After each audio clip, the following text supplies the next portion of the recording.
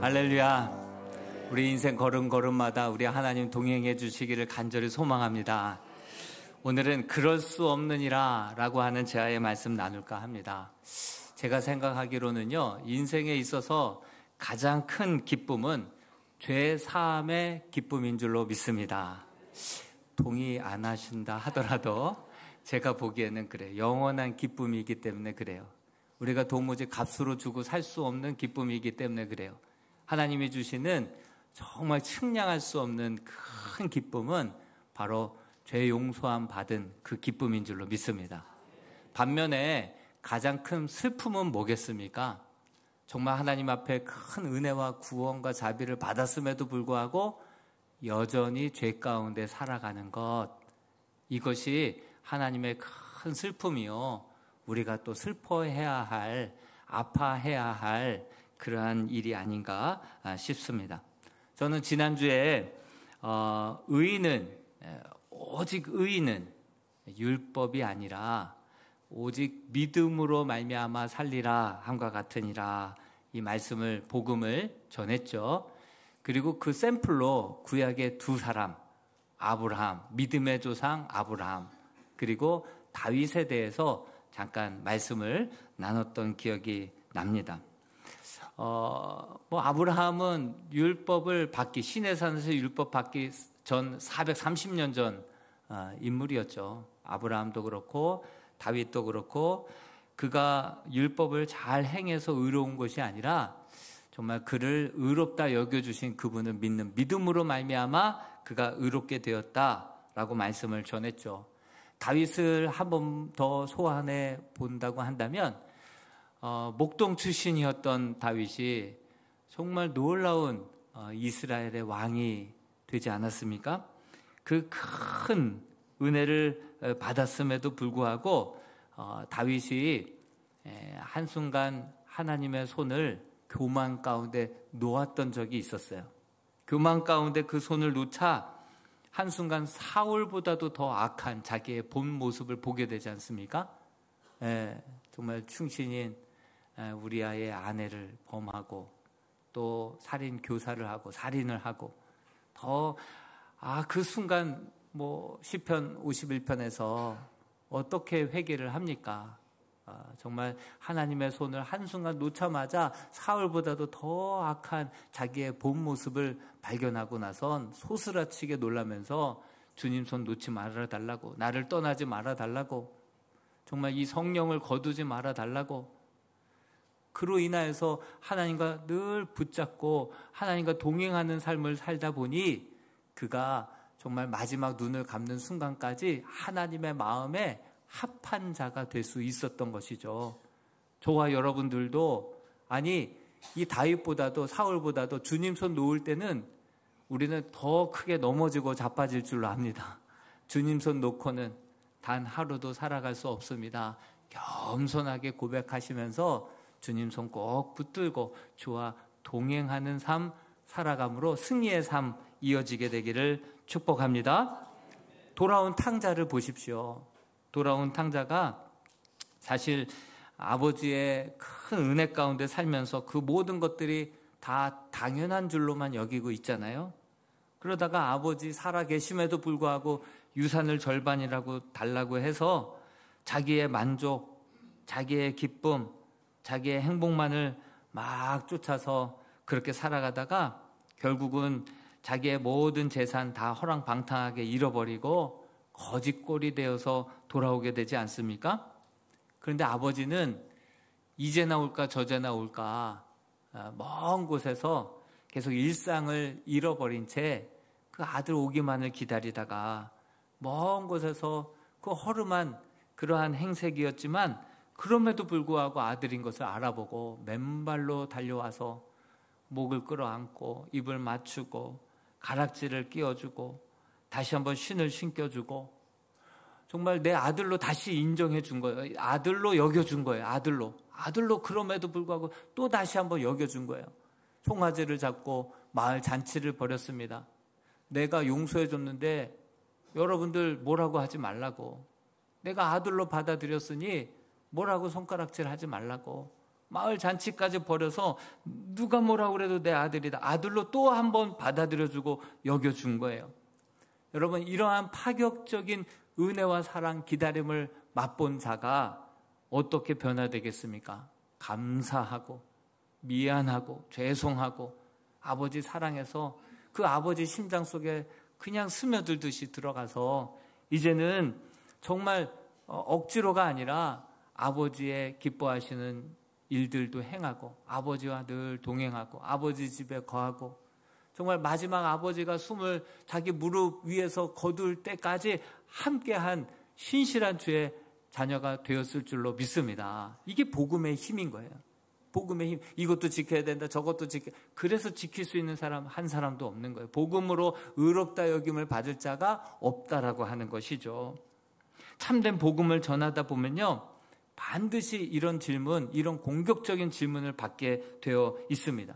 로이드 존스 목사님도 참된 복음을 전하면 반드시 이런 질문을 받게 돼 있다라고 이야기했어요. 어떤 질문이냐면 그렇다고 한다면 그냥 막 살아도 되는 거 아니야? 어떻게 살든지 어떻게 살아도 믿는다라고만 나중에 고백하면 마지막 순간에서라도 그냥 구원받는 거 아니야? 이제 은혜를 이용해 먹는 거예요. 여러분, 우리가 그렇습니다. 우리 인간이요, 하나님 은혜를 주시면요, 그것을 버러지 우상 숭배로 바꿔버리고, 예? 하나님의 은혜를 정말 하찮은 것들로 바꿔버리는 게 인간의 주특기 아니겠어요? 이렇게 복음을 전하잖아요. 그럼 반드시 이런 질문들을 받게 되어 있다라고 하는 거예요. 오늘 정말 이 로마서를 통하여서 받은 질문이 무엇입니까? 율법이 아닙니다. 오직 믿음으로 말미암아 구원을 받습니다. 그랬더니 로마서 3장 끝자락에 그렇다고 한다면 율법이 필요 없냐? 이렇게 질문하잖아요. 그러니까 그때도 그럴 수 없느니라. 그럴 수 없느니라. 율법을 예수님께서 폐하러 오셨습니까?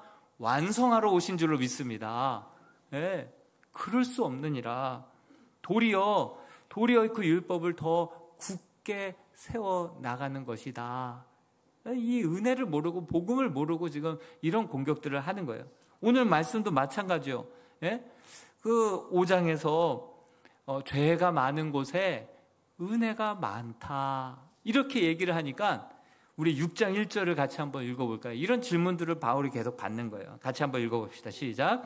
그런즉 우리가 무슨 말을 하리요? 은혜를 더하게 하려고 죄에 거하겠느냐? 죄가 많은 곳에 은혜가 많다고 하니까 그러면 은혜를 더 많이 받으려면 죄를 온팡짓게 지어야겠네, 이렇게 생각을 하는 거예요. 참 인간이 이렇게 은혜를 이용해 먹는 이 뿌리까지 죄악인 그런 모습들을 보게 되는 거죠.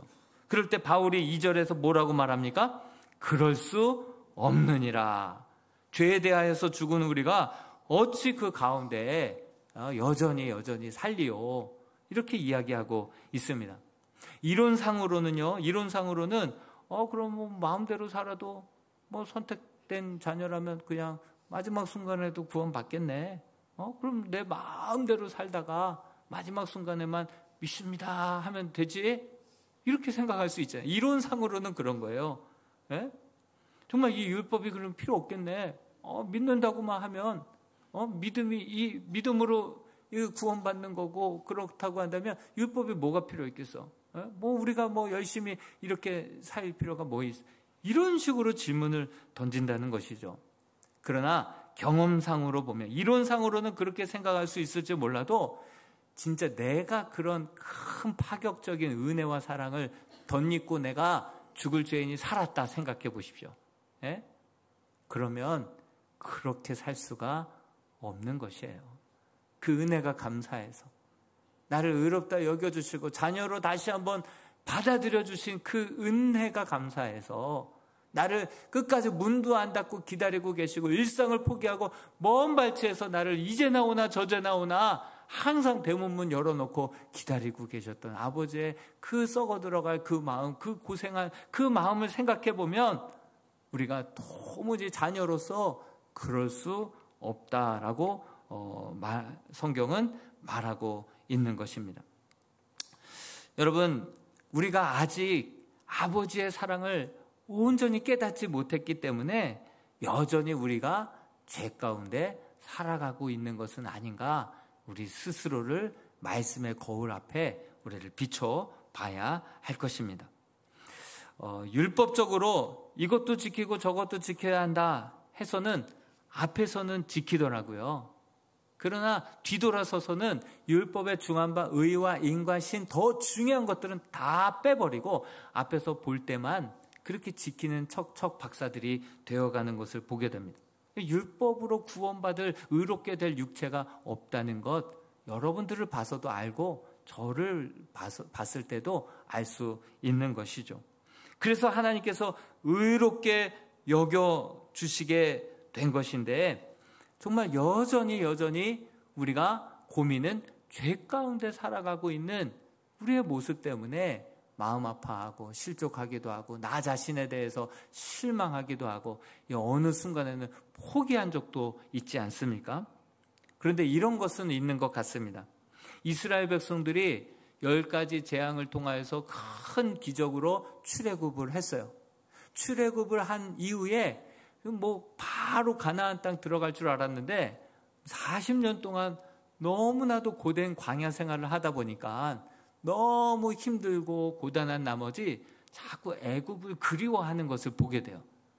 애굽에는 먹을 것이 많았는데 거기서는 고기도 먹었고 부추도 먹었고 마늘도 먹었고 거기에서는 그래도 배골치는 않았는데 자꾸 옛날 생각이 많이 나는 것을 보게 되는 것이죠. 여러분, 정말 거듭남을 경험한 그러한 센 언니가, 센 청년이 고민을 얘기하는 거예요. 목사님, 어떡하죠? 저 여전히 맥주 맛있고요. 여전히 세상 친구들과 어우러지는 거 이거 너무 재밌는데 이거 어떻게 하면 좋습니까? 그렇게 질문하는 사람들이 있습니다. 여전히 그 돌아온 탕자가 만약에 여전히 자기 모든 가산을 탕진하게 만들었던 그 친구들 또 문득 떠올라서 그 은혜가 죄가 많은 곳에 은혜가 많다고 한 번씩 또 가출해서 놀고 들어오고 그렇다고 한다면 진짜 탕감받은 그 죄 용서함 받은 아들 맞습니까? 우리에게는 계속해서 예전으로 회귀하려고 하는 자꾸 그 관성의 법칙이 있고요. 회귀의 법칙이 우리에게 적용되는 거예요. 자꾸 옛날 생각이 나고요. 옛날이 그립고요. 그러나 여러분, 이런 죄의 유혹들, 생각들이요, 새들이 지나가면서 머릿속에다가 문득 이렇게 신뢰를 하고 지나갈 수 있듯이 사탄 마귀가 악한 화전을, 우리에게 불화살을 계속해서 악한 생각들을, 그 유혹들의 생각들을 계속해서 집어 던지고 있어요. 우리 머리 위로 악한 새들이 지나가면서 계속해서 그런 생각들을 막 집어넣어요. 세상에 내가 목사인데 이런 생각도 들어? 이런 생각까지 해? 그런 마음이 들 정도의 생각들을 악한 사탄 마귀가 순간순간 불화살처럼 우리에게 악한 생각들을 문득 집어던지고 간다니까요. 그런 유혹이 올 때가 있어요. 그런 생각들이 막 미워하는 생각들이 막 들 때가 있어요.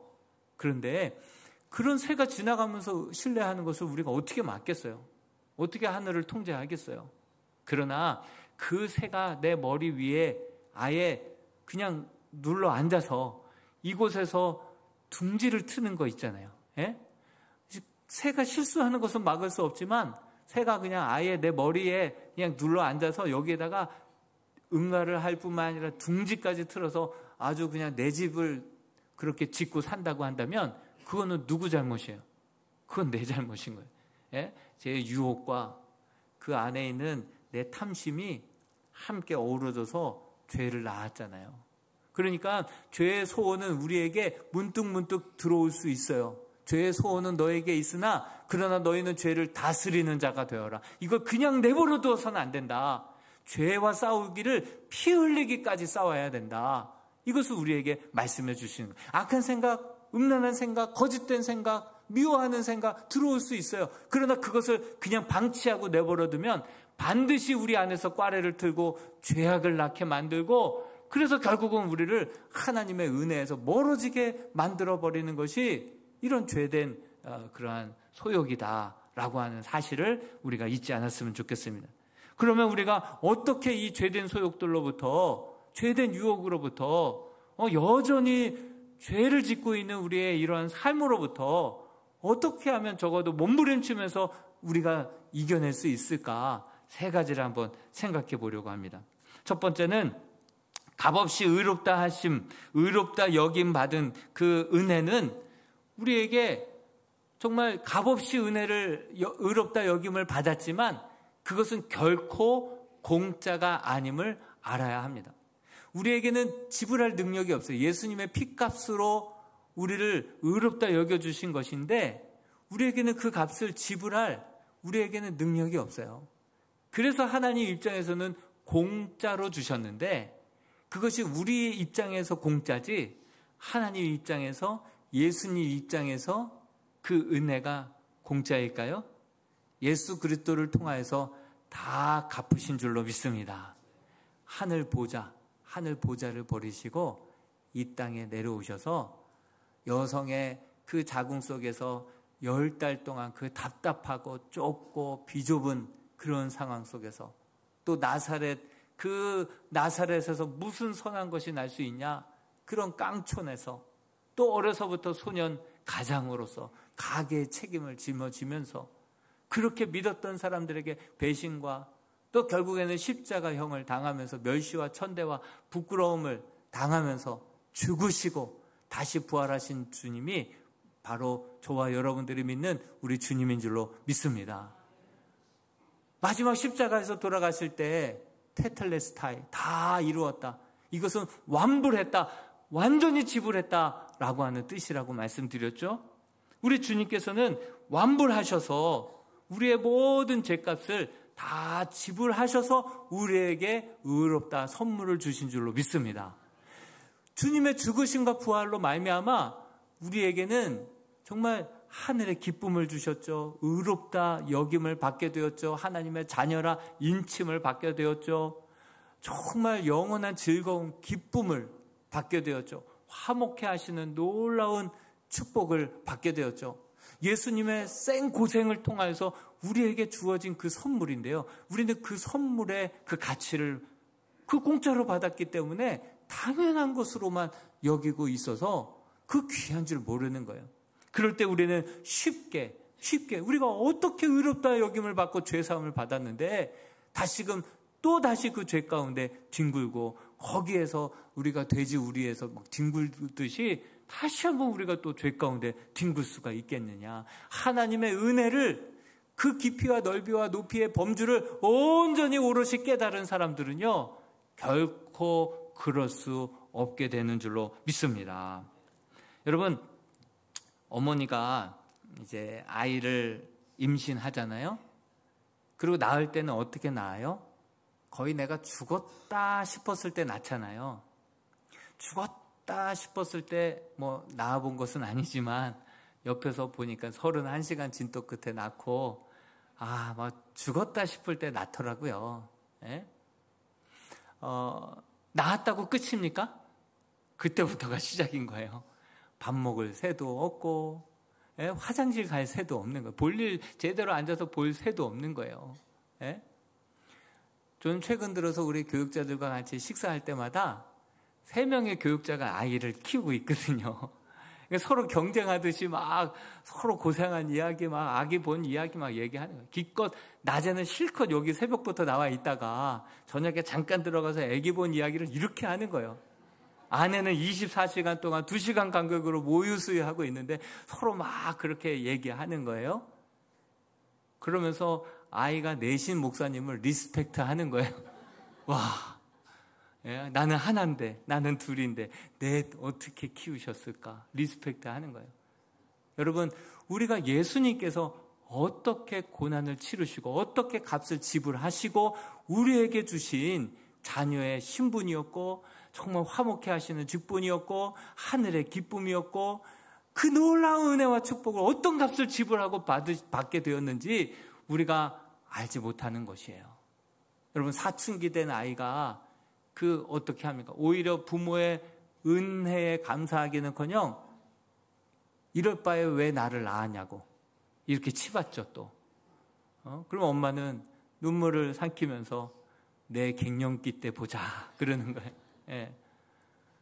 여러분, 그 밖에 나가서 사고치고 아내 염장 지르고 막 그랬던 자녀들이 언제쯤 철들고 언제쯤 그 부모의 사랑이 당연한 것이 하나 아닌 놀라운 은혜였다라는 것을 언제쯤 깨닫게 됩니까?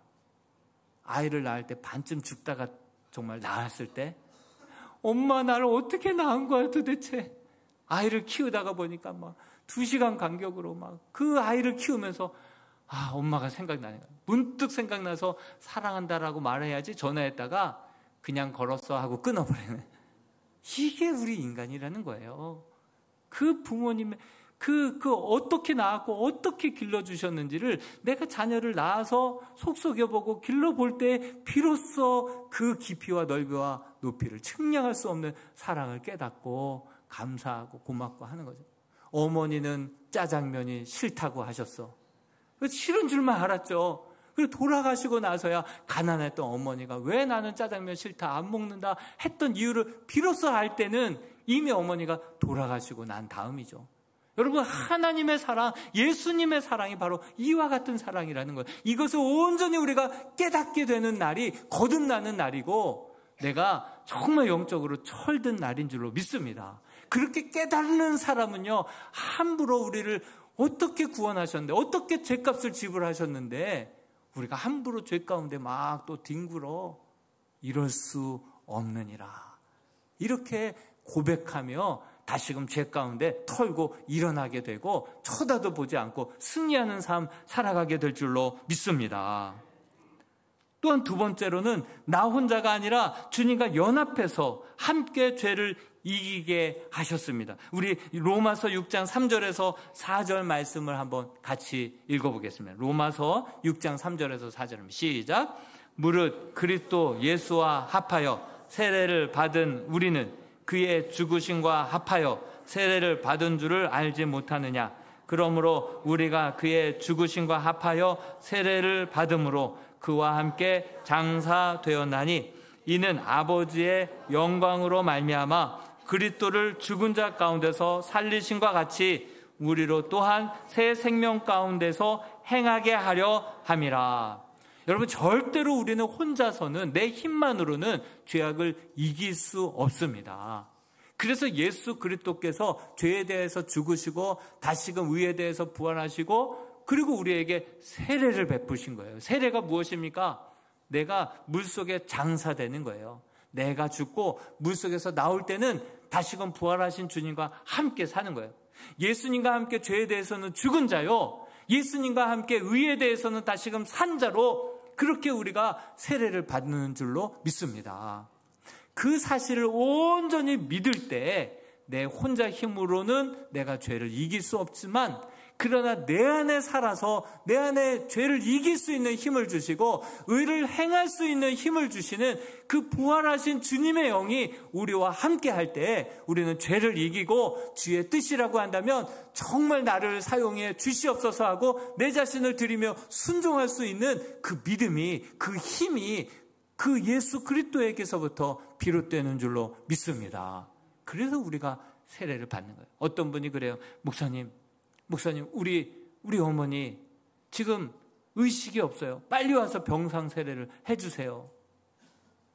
여러분, 예수 그리스도를 정말 나의 죄 때문에 죽으셨고 부활하셨다라는 것을 믿는 믿음 때문에 거기에다가 인쳐주면서 세례를 주는 것이지, 세례가 구원받는 것은 아니잖아요.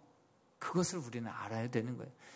본인의 입으로 병상에서 마지막 순간에라도 주님께서 그의 나라에 임하실 때 나를 구원해 주시게 그 약속을 믿고 예수 그리스도께서 나의 모든 죄와 그 사망의 권세를 짊어지시고 죽으시고 부활하셨다는 믿습니다. 그 고백에 의해서 병상 세례를 주는 것이죠.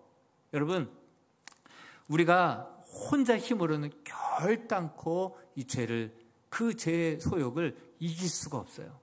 그러나 우리 예수 그리스도께서 이 땅에 오셔서 정말 우리 우리와 함께 죄와 함께 죽고 정말 우리를 새롭게 하기 위해서 다시금 부활하셨다라고 하는 그 사실을 온전히 믿으며 주님과 연합된 삶을 살아갈 때 주님이 내 안에, 내가 주님 안에 살아가며 내 힘이 아니라 갈라디아서 2장 20절처럼 이제는 내가 사는 것이 아니요 내 안에 그리스도께서 사시는 것이라, 그렇게 고백하며 살아갈 때 내 힘만으로가 아니라 주님의 힘으로 죄악을 이기고 주님의 기뻐하시는 뜻을 이루는 삶을 살아갈 수 있게 될 줄로 믿습니다. 이 일을 위하여서 우리에게 세례를 베풀어 주신 것이죠. 여러분, 한 아이가 이제 고아원에서 자라는데 나이가 이제 불쑥 커버려서 초등학교까지 지났어요. 보통 어린 아이 때 입양 가면 제일 좋은데 초등학교까지 입양 가지 못하고 아이가 부쩍 큰 거죠. 그 고아원에서 봉사하시던 분이 너무 안 됐고 하나님 마음을 주셔서 그 아이를 입양을 했어요. 다 커서 입양을 한 거죠. 가족들과 함께 정말 축하의 시간을 보내고 아이의 방을 보여주고 침대보 다 새롭게 책상 다 만들어놨죠. 그래서 며칠이 지나서 이제 엄마가 방을 청소하려고 들어가 봤더니 냄새가 나는 거예요. 무슨 냄새지? 침대 밑에 보니까 음식이 썩고 있는 거예요. 고아원에서는 특식이 나오면 다 형들이 힘센 사람들 뺏어가잖아요. 훔쳐가잖아요. 몰래 숨겨놓는 게 습관이 된 거죠. 예? 그리고 거짓말이 몸에 배어서 자기를 보호해주는 부모가 없다 보니까 자기가 자기 스스로를 보호해야 되니까 거짓말이 몸에 배어 있어요. 그러다 보니 신부를 하면 살짝 속이는 거예요. 방에 막 음식이 썩고 있는 거예요. 어떻게 해야 되겠어요? 다시금 불러서 눈물로 호소하는, 너는 이제 고아가 아니야. 너는 고아가 아니야. 이제는 너는 누가 뭐라 그래도 내 아들이야. 그러니 먹고 싶은 거 있으면 얘기해. 냉장고 문 열어서 먹고 남으면 거기다가 넣어놔. 누가 안 뺏어 먹어. 뿐만 아니라 필요하면 언제든지 얘기해. 내가 필요하면 빚을 내서라도 내가 너를 도와줄 테니까 그렇게 얘기를 하는 거야. 너는 이제 고아가 아니야. 너는 내 자녀야. 그것을 잊지 마. 여러분 11절 말씀을 같이 한번 읽어볼까요? 11절 말씀. 여전히 죄 가운데, 죄의 습관 가운데 노출되어 있는 그 영혼에게 사도 바울이 이렇게 호소를 합니다. 같이 한번 읽어봅니다. 시작. 이와 같이 너희도 너희 자신을 죄에 대하여는 죽은 자요 그리스도 예수 안에서 하나님께 대하여는 살아있는 자로 여길지어다. 정체성이야, 정체성. 잊지 마라. 너 고아가 아니야. 이제는 죄에 대해서는 죽은 자고 이제는 주님과 함께 다시금 산 자라. 그걸로 여겨야 돼. 그것을 잊지 마. 계속해서 확인시켜 줄 때 예전에 죄된 습관들이 여전히 고아원에서 남아있었던 죄된 오랜 덕지덕지 붙어있었던 죄된 습관들이 하나둘씩 다시 한번 그래 나는 고아가 아니지. 다시 한번 정체성을 확인하고 말씀 속에서 확인하고 다시 한번 확증할 때마다 그 죄된 습관에서 벗어나게 될 줄로 믿습니다. 마지막으로 우리가 어떻게 죄를 이기고 주의 뜻을 이루는 삶을 살 수 있을까요? 세 번째로 보면 의의 병기로 나 자신을 하나님께 오히려 드려라 얘기하고, 하나님은요 우리로 하여금 간신히 죄의 유혹으로부터 떨치고 죄의 정도만 안 짓는 정도로만 우리를 구원하신 분이, 자녀로 삼으신 분이 아닌 줄로 믿습니다. 우리 안에 있는 죄의 유혹들 가운데 이 죄악의 어두움의 영들을 떨쳐버리려고, 죄 안 지으려고 막 부단하게 방 안에, 어두운 방 안에 이 어두움을 쫓아내려고 막 이런저런 노력들을 합니다. 그런데 여러분, 빛을 밝히면 어두움은 자연스럽게 떠나가게 되는 줄로 믿습니다.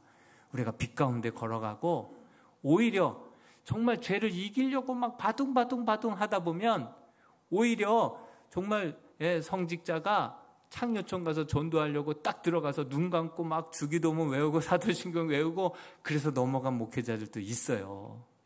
죄악을 이기려고 애를 쓰기보다는 오히려 하나님의 그 놀라운 영광된 일에 내 자신을 의의 병기로 드리고 순종하고 나아갈 때 죄 지을 새가 어디 있어요? 죄 지을 마음이 어디 있어요? 더 큰 기쁨과 영광 가운데 죄 지을 새도 없이 정말 의의 병기로 내 자신을 드릴 때 가장 영광되고 보람된 삶, 더 큰 기쁨 가운데 우리가 정신없이 하나님의 나라와 영광을 위하여서 달려가는 삶이 될 줄로 믿습니다. 어두움을 쫓아내려고 애를 쓰기보다 빛을 밝히시고 빛 가운데 걸어가고 주님의 그 하나님의 뜻 가운데 정말 우리의 삶을 거룩한 의의 병기로 내 삶을 온전히 내어 드릴 때, 쓰임 받을 때 쓰임 받는 기쁨으로 말미암아 우리의 삶이 거룩해지고 영화로워지고 죄를 이길 뿐만 아니라 하나님의 뜻을 이 땅 가운데, 하나님의 나라를 이 땅 가운데 이루는 신실한 주의 종들이 될 줄로 믿습니다. 같이 한번 우리 기도했으면 좋겠습니다.